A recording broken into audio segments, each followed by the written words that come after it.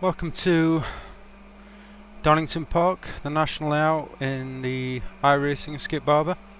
Okay, this is just gonna be a reference lap for a 1:18.9. General comments about the track: it's a fast track. There's only one kind of slowish corner, which is the chicane, the last corner. You've got to really concentrate on getting your turnings right, getting turning nice and early. It can be quite aggressive on the corners. I'll make reference to mistakes I make or things I could do better in future, but it is a pretty solid qualifying time, or solid time.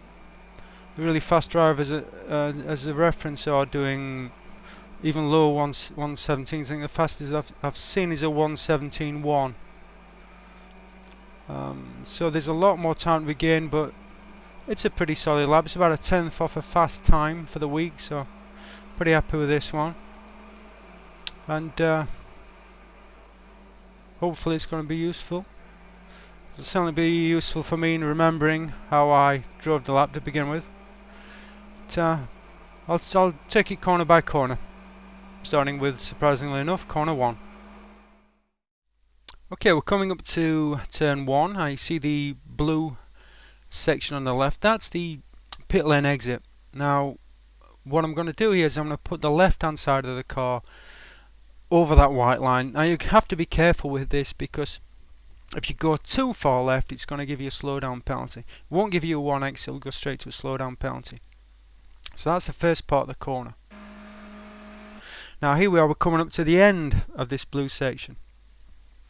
Now, the safe time to brake is as the nose hits the end of that blue section, and you brake quite hard, get it down a second gear, turn in, and you can brake a little bit later. I found if I brake about halfway along that grey gap with the dashed line in it, then I'm struggling to get onto the apex. You can brake fractionally after you hit the end of this blue section, but beyond that it's a little bit dicey.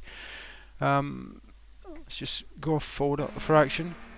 Now, what I'm trying to do here, the reason I'm so far left, is I want to be as close to that the white line as it starts to turn. You can see as it intersects the white line across the track, I'm going a little bit past it. There's a dark area. If you look at the white line as it starts to turn, there's a dark grass area there. What I'm trying to do is I'm turning in towards the end of that section. If I turn in earlier than that, for example, if I turned in where it intersects the white line going across the track, then I'd cut across the corner, and I just wouldn't be able to get the exit right. So where the grass really darkens, then turn in there. And the important thing is to get tight on the apex, as tight as you can. I think it's a rumble strip around that corner. You want to be on there and I'm looking for the grey paved area. Now you see I'm a little bit wide here. Maybe, well, I don't know, maybe it's about right. Maybe I'll be a bit tighter on that. It's trying to get full on the gas before you hit. See the grey paved area on the right before the grass. You want to get full on the gas before you hit that part. The tricky part of this is the exit, where you want to get onto the rumble strip on the left, but you want to you really don't want to be hitting the sand or the dirt on the left. See, there I am. I'm getting onto the. In fact, there you go. I'm up onto the rumble strip. Maybe go a slightly bit further to the left, but that would be a bit risky. And then from here on, it's just flat out, just absolutely flat out all the way. You're taking this next corner, if it is a corner, getting onto the little bit of rumble strip there, or getting tight on it.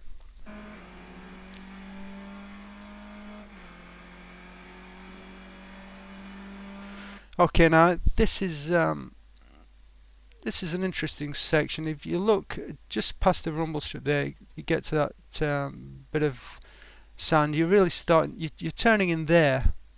turning in as you pass that rumble strip, as you get to that stand. I think mine actually be that slight sliver of dirt just past that. There's quite a wide area of dirt, and then there's this kind of tight, slight little sliver of dirt that you see. That's probably about the time I'm turning in. You have to turn in quite hard here. What you're trying to do is get across the apex on the left. Again, it's flat out, you don't lift, but you have got to turn in hard, really hard on this left hand turn. Otherwise, you drift too far to the right. Very important to turn in hard. Okay, now as you exit here, you see the curbing on the right. As I get past that, then I'll start the brake and I'll take it down to third gear. This at the moment just shifted up to fifth. It's kind of almost a bit of a sight picture, this one, because you'll use that as an indicator. The curbing on the right, it's almost a reminder just to say now you've got to be thinking about braking.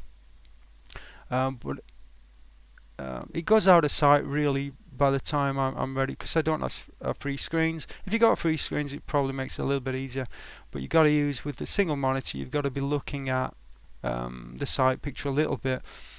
Down to third gear, getting onto the curb on the left, that's an experience thing. It's you've got to drive it a few times to just get the feel of getting onto that left hand curb. Okay, see, I'm already starting to turn in. I can be more aggressive here on this right turn. I'm not as aggressive as I could be. I think I'm maybe losing 2 or maybe 3 tenths through here. I could be quite a bit quicker, but you want to get across that curb as much as you can.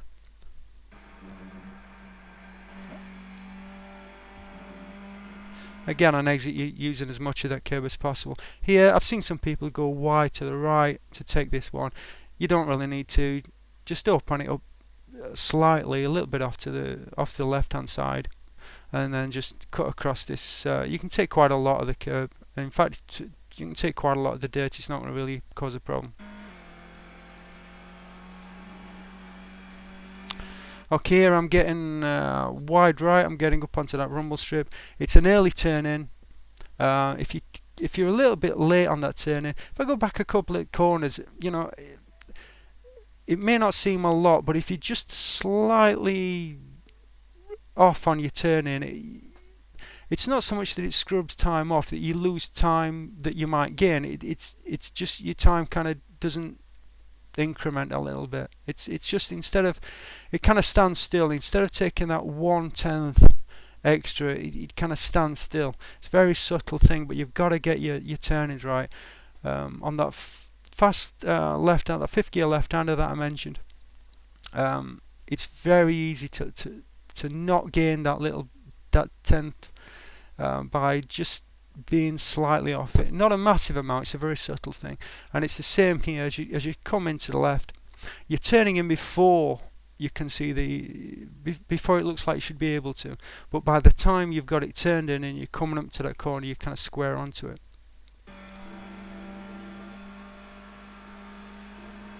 See, it kind of comes to meet you as you're turning in. It kind of comes out to meet you, opens up. Now this corner, it's very important. The line there is very important to get over to the left. If you're over to the right, then you're really in trouble coming around here. The trick here, in fact, I'm just going to back it up a little bit.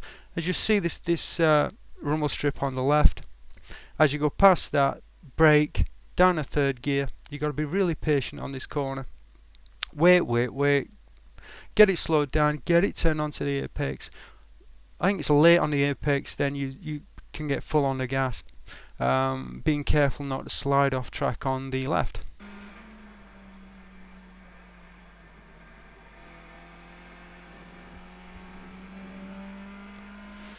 Okay, now this little, it's a bit blind right uphill, about 3/4 of the way. I mean, as you're coming along here, you want to be pushing yourself left onto that rumble strip. About 3/4 of the way up, you brake, down in the third gear, turning nice and early. You want to take quite a lot of the inside curb. Being careful not to take too much, because you can pick up a slowdown here. It's quite a common place, I would think, in racing, to pick up a slowdown. So 3/4 of the way up, brake, down in the third gear. Again, it's an experience thing of knowing quite when you can turn in, because you're turning in before you can see it.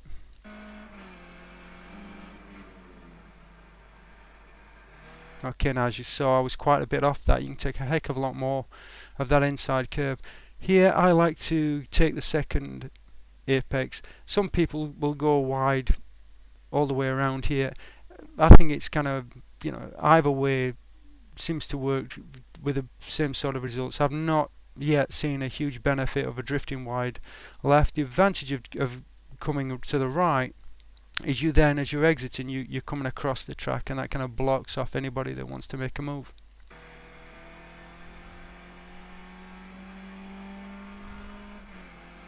Okay, as you see, taking quite a bit of the, in fact I could have taken quite a bit more of the curb on exit there.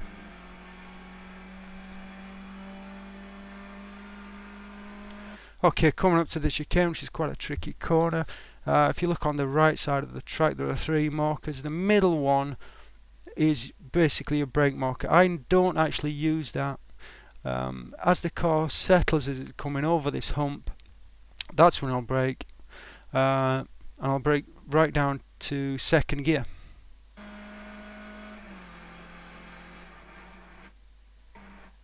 Now you can see I think I'm just about to go into second gear.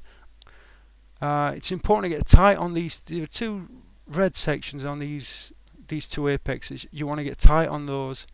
Very important. Again, you want to be wide left as you can be on exit, on entrance. As you hit that final marker on the right. And again, it's very difficult to see that. You're kind of having to judge it, unless you've got 3 monitors. You're having to judge where that's going to be, which makes it a little bit more difficult. Down to second gear, and then you're going to be getting again as tight as you can. The second apex, you've got to get it slow enough so you can get full on the gas to get the second apex on the left, and then shoot through it as fast as you possibly can. I don't use as much of the exit curb as I should. I'm probably losing about 3/10 off a probably a low 118 at this point.